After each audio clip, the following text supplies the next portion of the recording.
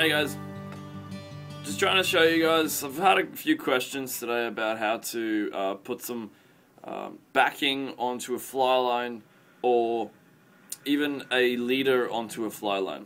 Okay, so basically with our fly lines that we're trying to do here is get two loops in the fly line. The easiest and quickest way of getting the loops on there is a melted or welded loop.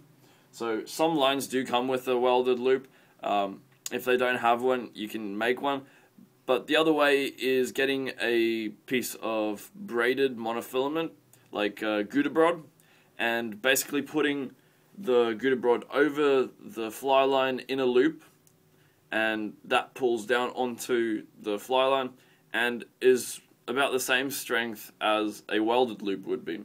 I like the braided loops a little bit more than the welded loops, but that's personal preference.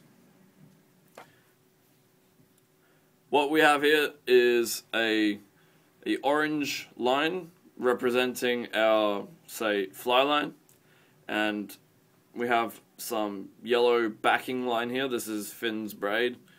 This is what we usually use for backing. So what I do in the backing line is actually make a bimini twist and have it with a loop about, about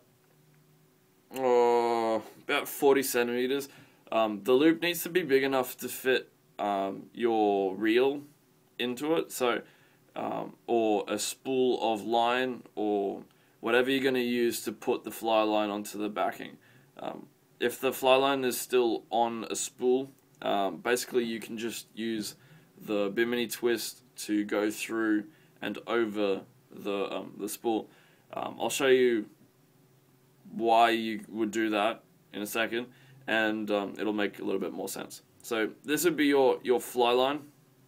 The loop is just here tied with a knot, but it would be either welded or with a braided loop in your fly line.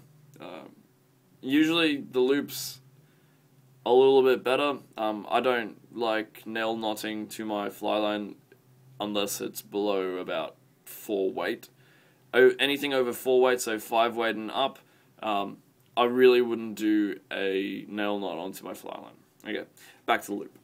Okay, so fly line loop right there. This is my backing. Remember, I would have this a lot longer, but at the moment I have it tied to just about, I don't know, 4 centimeters here. This loop would be a lot bigger if it was my own backing line. So let's take the loops here. So this is my backing. This is attached to my reel, my rod, whatever. That's on that side. Okay, and this is my fly line. This is loose. Okay, that's the end of it.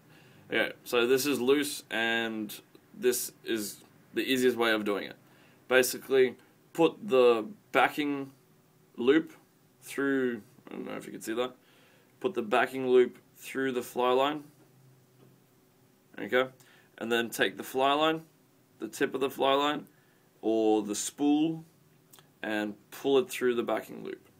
Okay, if you have a spool, the spool is going to have to move through a loop, and that's why I'd have a long loop in my bimini twist on the braid for the backing. Okay, put the loop on there.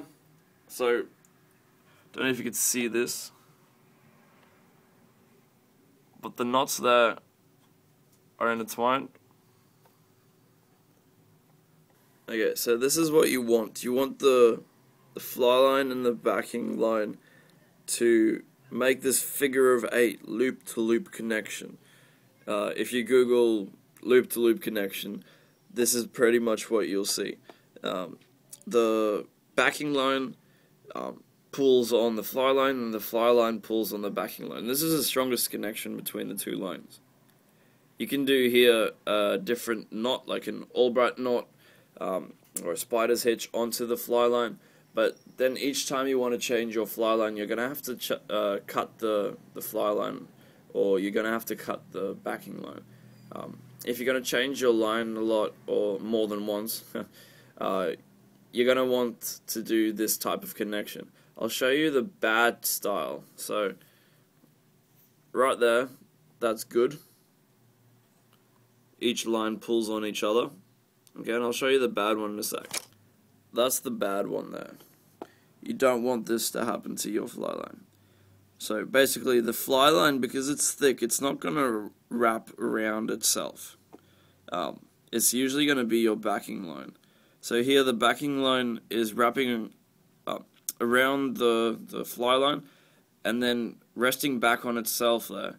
This connection is not strong. This connection will actually start cutting into the fly line, and also the backing line may break because this reduces the strength of the backing line because it cuts back onto itself.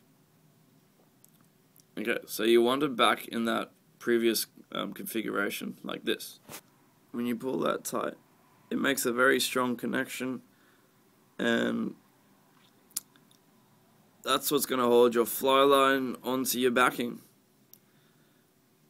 Okay guys, I just had a little extra bit here. Just wanted to show you. This is a connection with a thick piece of monofilament and a thin piece of monofilament connected here with one knot. I melted the tip of the thicker piece very lightly with a lighter, and this knot seems to hold. If you have any other ways of knotting lines together without creating a huge knot, yeah, please make a video and send it in as a video response to this, or if you can link me to a website, that'd be awesome. Thanks guys.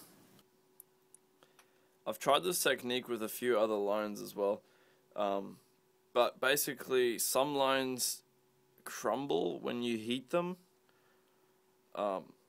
This line here is a pretty flexible kind of gummy monofilament. This line here is called Sunline Systems Shock Leader. It seems to handle the heat quite well. But yeah, just give it a couple of tries with different things. Don't do it on the water and expect it to hold on a fish. Try it at home, see what you think. If it works, then it works. If it doesn't, try a different line, I think. And also try different ways of heating it. I heated it with a lighter and heating it in the bottom part of the flame, the blue part, and basically waiting for it to go cold before using it. If you do it when it's hot, you can mold the little tip like that, so then it's flatter. So it's flatter that way than it is that way. So you can make different types of knots or use the little stop in a different way. What I did here was just a really quick heat on the tip, so it made a little ball. For more info, just check out our website at timefly.com. Check out our Facebook at facebook.com/timeflyoutfitters, or our Twitter at timeflyoutfitters, or send us an email through to flyshop@timefly.com.